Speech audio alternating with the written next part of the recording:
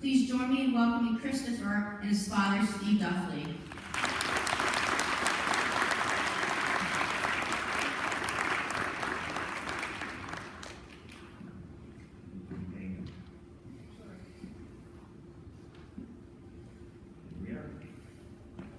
Hello, everyone. Test one. Good morning. Good morning. Good morning. Good morning. Yes, good morning, everyone. Thank you for that warm and awesome welcome. My name is Steve Duffley, but I'm best known as Christopher's dad. Yes. Yeah. It certainly humbles me to be here in front of you today to share our family's journey and Christopher's story. I know that all of you have a personal story, and it's through sharing our stories with each other that we become stronger as parents, educators, therapists, ministry partners, and it is because of those with special needs that touch our lives every day that we are here. Yes. Now, hello, my name is Christopher Duffley, and I'm 13 years old in 7th grade, and I'm from Manchester, New Hampshire, and that is approximately 415 miles away, which is way up in New England, 1 hour north of Boston. Now, has anyone here ever been to New Hampshire? And Dad, can you report my hands up? Yeah. I don't know. Oh, yeah, a lot of people there from New Hampshire. Oh, there's a lot of people here. That's good. They've been to. Well, they've been here. Now, I became blind pretty much from birth, and I was born weighing just 1 pound and 12 ounces, and instead of 40 weeks, I came out at 26 weeks. So that is about 14 weeks early. I did. Wait, so. And now we see a picture of a preemie right now on the screen. Because it could be using a parent and you can't see. But those of you who can see those pictures up on the screen. Now, I was also born with cocaine in my system, and to parents who loved me but could not take care of me due to their drug problems. Now, a lot of people ask me about how I became blind. The first is that because of my prematurity, my eyes did not develop properly and the retina is detached. It is called ROP, or retinopathy of prematurity. The second reason is that in order to save my life, they gave me a lot of oxygen, which was, believe it or not, too much, and it was how much that contributed to my blindness. So, I have never seen anything, and I wear fake eyes or ocular shuts. And there's this picture of my eyes up there. Wait. And then there's this picture of my eyes. And yes, my eyes are painted blue exactly like my dad's, so you can say I have my father's eyes.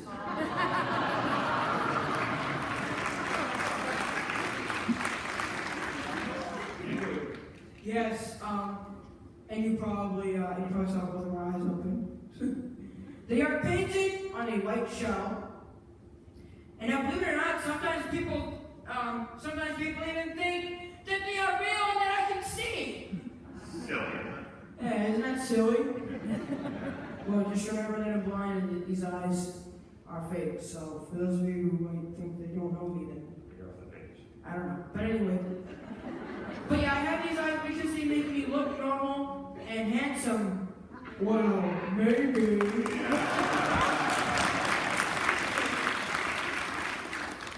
And I was diagnosed with autism when I was 5, so now we're moving on to autism. Being blind and autistic now does not define me. And is not who I am. I am Christopher Nicholas Duffley, yes, that's right.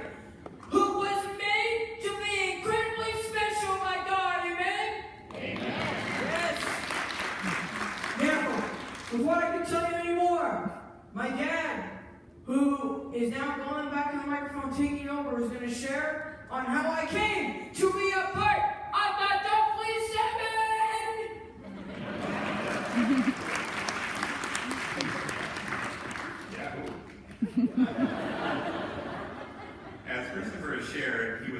very, very small when he was born.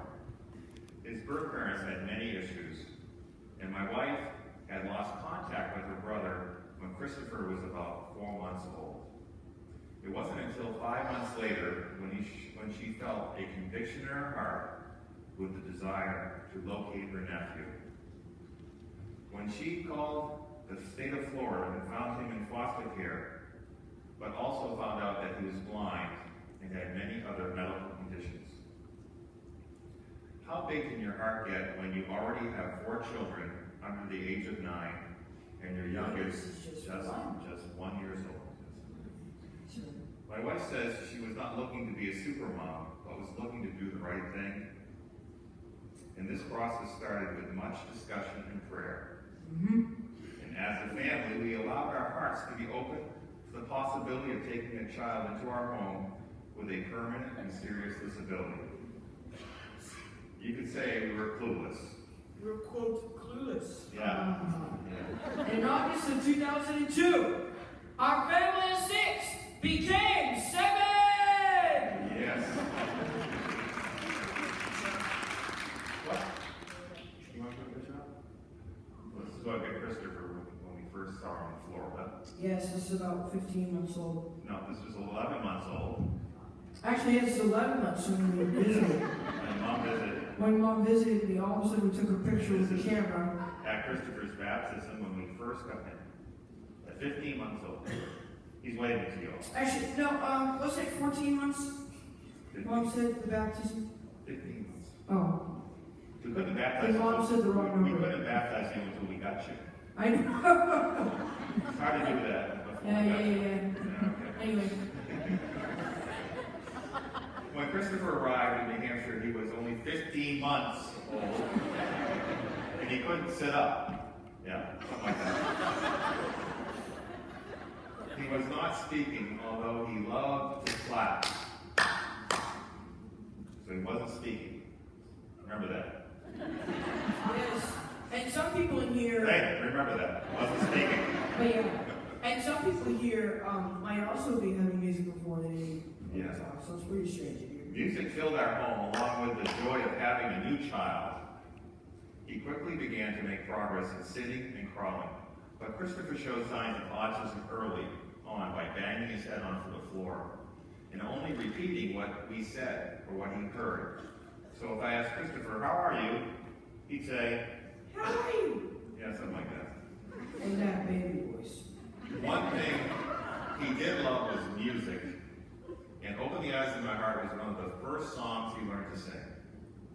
When Christopher was 4, he was given his first microphone. Yes. In December of 2005, our family took part in a mission trip with 8 Days of Hope to help return people to their homes after Hurricane Katrina. If you know that ministry. We traveled to Bay St. Louis and Waveland, Mississippi. Christopher was always singing and clapping to the worship songs. But when I heard "Open the Eyes of My Heart" being sung by the music ministry, I ran with Christopher in my arms to the front of the room where they were singing. And my good friend Joe handed him his first microphone. Christopher finished singing "Open the Eyes of My Heart," and there was suddenly a silence in the room and not a dry eye. And by the way, the picture is the microphone, right? That is the exact picture, yeah. Someone gave us that last year. He has never been the same since. He has a microphone obsession, if you haven't noticed yet. And it's not even a dry eye, folks. Yeah. I can't believe it. So we're going to move over So yeah, we moved to. over here. Christopher's going to sing that song for you. You want to say something about what song you're going to sing here?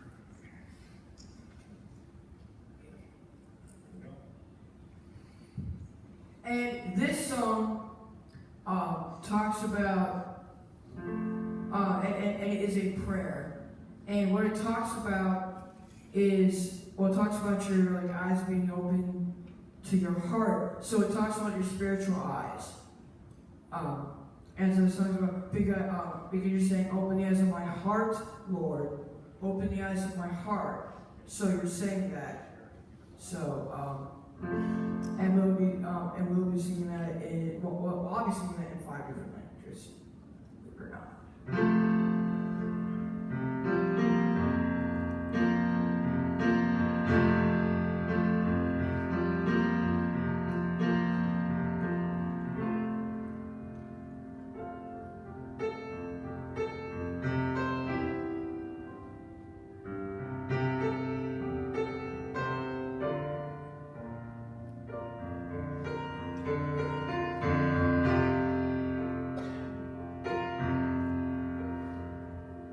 Open the eyes of my heart, Lord. Open the eyes of my heart. I want to see you. I want to see you. Open the eyes of my heart, Lord. Open the eyes of my heart. I want to see you. I want to see you. To see you high and lifted up, shining in the light of your glory. Pour out your power and love as we say, holy, holy, holy. Open the eyes of my heart, Lord. Open the eyes of my heart. I want to see you. I want to see you. Open the eyes of my heart, Lord. Open the eyes of my heart. I want to see you. I want to see you. See you high and lifted up, shining in the light of your glory. Pour out your power and love as we sing, holy, holy, holy. To see you high and lifted up, shining in the light of your glory. Pour out your power and love as we sing, holy, holy, holy. Holy, holy, holy. Holy, holy, holy. Holy, holy, holy. I want to see you. Koru, koru, koru. Koru, koru, koru. Santo, santo, santo, quero te ver. Yo quiero verte. Je désire te voir. I want to see you.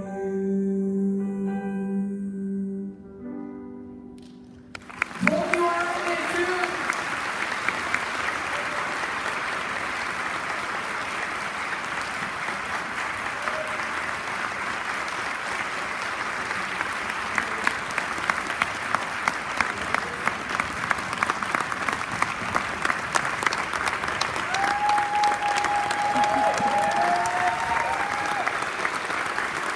Yes. Woo. And yes, that will come down. You guys can be seated.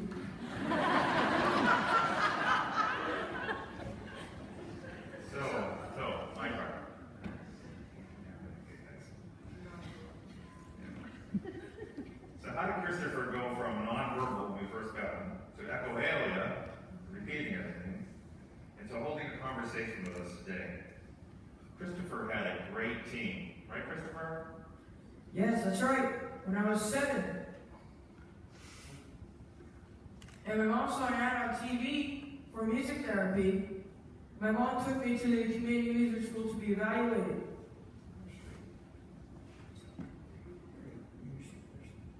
Now, could music therapy help me communicate?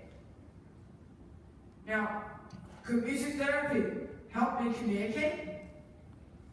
That's what we're wondering about.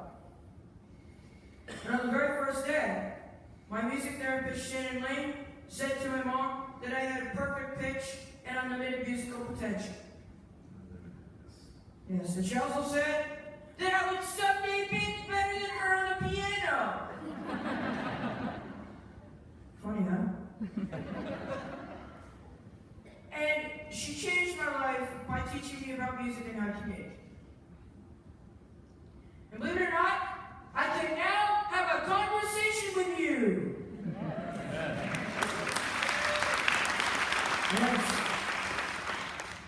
And the next great thing that happened was when Mrs. Park, my music teacher at Northwest Elementary School, and who was the music teacher for Northwest School, discovered that I could sing. And she taught me the Star Spangled Banner. And I needed to know it anyway. Now, did you know that the national anthem is a very hard song to sing? Well, it is. Now, I'm very grateful to Mrs. Park because of what she did when I was in first grade. She chose me to teach me this song, and it changed my life forever over 7 years ago. Believe it or not. Now, I've sung the national anthem at big places like twice for the Boston Red Sox at Fenway Park in Boston, and for 90,000 people at the NASCAR events, which is up in Loudon, New Hampshire, the New Hampshire Motor Speedway in NASCAR, and all around the country, from Los Angeles to Las Vegas to Nashville and to Texas. Even Texas. Yes. And we saw our family's world change. Oh, thank you. You took my line. Sorry. I almost forgot. We did see our family's world change when Christopher sang Open the Eyes of My Heart again at the New Hampshire Night of Worship 6 years later. On September 30th, 2011. Yeah, he knows the date. 10 years ago. At 10 years old. 10 years old, yeah. 10 years old. That video has been seen tens of millions of times all over the world and translated with subtitles in many different languages. Including Spanish, French, Portuguese, other languages that you might not Don't forget Korean. And Korean too. And people are like, what Korea? Yes. It's amazing the power of YouTube and Facebook and social networking, and it has opened doors we could never imagine. As a community of special needs advocates, we have a life that is not ordinary. Right, Christopher? Yes, extraordinary. It's extraordinary. And we live an extraordinary life, and that life gives us the vision. It allows all of us to see the potential. He's taking my line.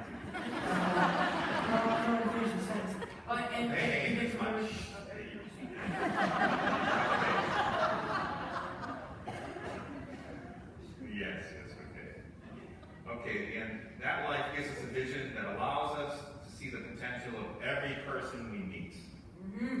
And we become more aware of the eyes of our hearts. And we don't want to hide the fact that we also have one of the toughest jobs. If the schedule is broken, watch out! Yeah, watch out. Schedule.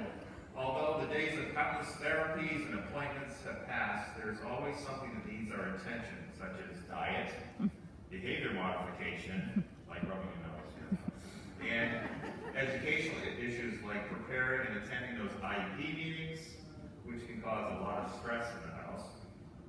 And in those educational behavior issues as well with education. Yes, right. It's important to advocate for my child, but I try not to feel over-important. In other words, I don't take myself too seriously, and I try to have a sense of humor, especially in tough times. Yeah, we have to live life one day at a time. Sometimes, maybe even one moment. yeah, sometimes one moment at a time. But transitioning here, Christopher and his brothers and I have taken kind of a grand state challenge. What have we been doing for the past 3 years? And we have been climbing Mount Washington, which is the tallest mountain in New Hampshire. Yes. So we started 3 years ago, and I take Christopher's brothers, Luke, who's 14, and Steve Jr., who's 22. We climbed the tallest mountain in New Hampshire. And we attend our church community's varsity camp. Yes, and it's become a tradition that we're doing. So Christopher, how big is Mount Washington? And Mount Washington is 6,288 feet high. And believe it or not, we hiked over streams, rocks, and logs. How many steps was that? I don't know. I don't know either. Neither do we, but and we went down on the cog in 2012. We took the vans in 2013, and last year we took the auto road. Yes, and we don't hike down, we only hike up. Yeah, because down isn't that safe. Down is tough. But our first year, we had a friend of ours whose father was hiking up with us, and Christopher was being led by his brother Stevie and myself. And John kept on saying to me, I don't know if I can make it, I don't know if I can, I can't let that blind And kid 15% of the blind time. kid beat me up the mountain. So he's a different type of inspiration for some people. Beating people up the mountain, what do you think of that? Yeah. I'm a race. Sometimes it takes a lot of extra effort to get Christopher maybe up a mountain or through different experiences in his life, but it's funny, you look at some people's faces sometimes and they say, Christopher, you want to do what? Like climb a mountain? Yeah. Yeah. Seriously? I mean, blind people can do that. Yes. Randy Pierce and Eric Weinberg climb mountains. Oh, yes. And some people don't believe it. Other blind people, yes. And Mother Teresa reminds us that we're called to be what? Called to be, quote, faithful, not successful. Yes. Now, Christopher, we'd like to share one more song with you this morning, and it's an Irish ballad. And what? Yeah, and you learned it about a month ago. And why did you learn that Irish ballad a month ago? Oh, yes. And I learned the Irish, You're off the page. oh, yeah. Anyway, now, I learned this because it was, You were singing at 2 events. it was mainly for 2 Irish events last month, and you probably know that March is Irish month. Yes. Because I was at St. Patrick's Day. But anyway, Now, but yeah. Christopher's we had an Irish brogue. yeah, Christopher's gonna sing with his best Irish brogue tonight. And yes, well, this morning. Jim had one last night if you were listening, so Yeah. we'll see if how well you do. Yeah. Steve, What? it's a taped. Yeah. Oh yeah, that's right. That's right. You gotta sing from position. I'm sorry, you're way ahead of me. Yeah. You gotta sing from here. That's right. Yes. Okay. Yeah. And I don't think he needs to make up the last couple of remarks and then close it down. Anyway, and you might want to listen for my Irish brogue because I'm going to be singing that.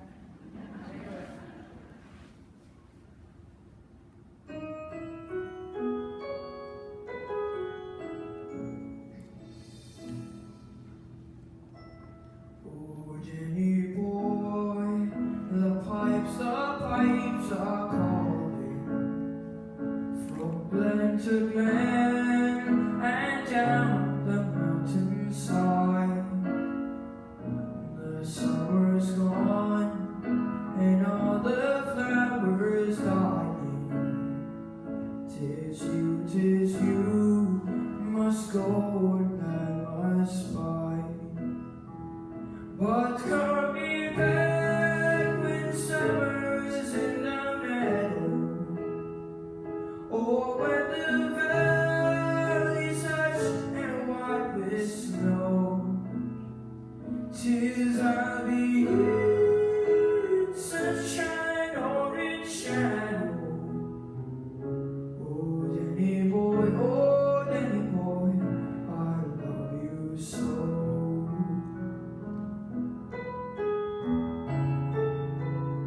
But when you come, when all the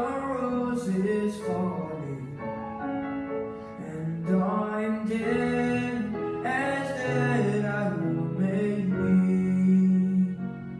You'll come and find the place where I am lying, and even save and I've waited for me.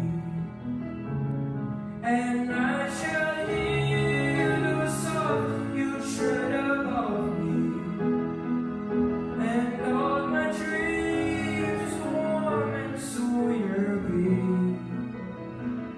For you shall bend and tell me that you love me, and I'll sleep in peace until you come to me.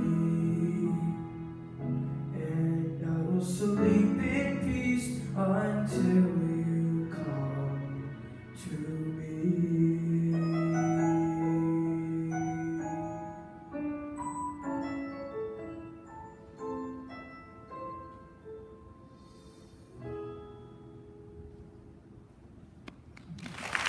You guys remember the closing remarks and then a break? See you in the back.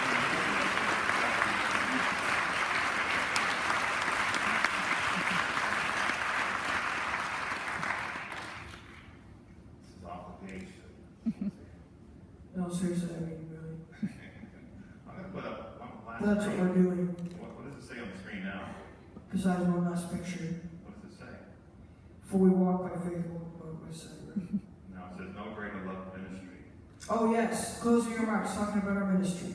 Yes, last year, my wife diligently worked to start a nonprofit to spread our family's story throughout the country. And it's called No Greater Love, because we want to what? Which is KNOW, because we want to know God's greater love. Amen.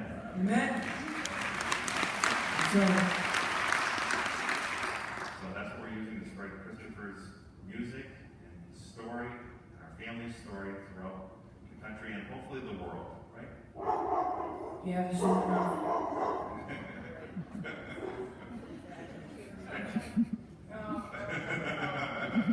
it is not my dog, folks. It's not your fault.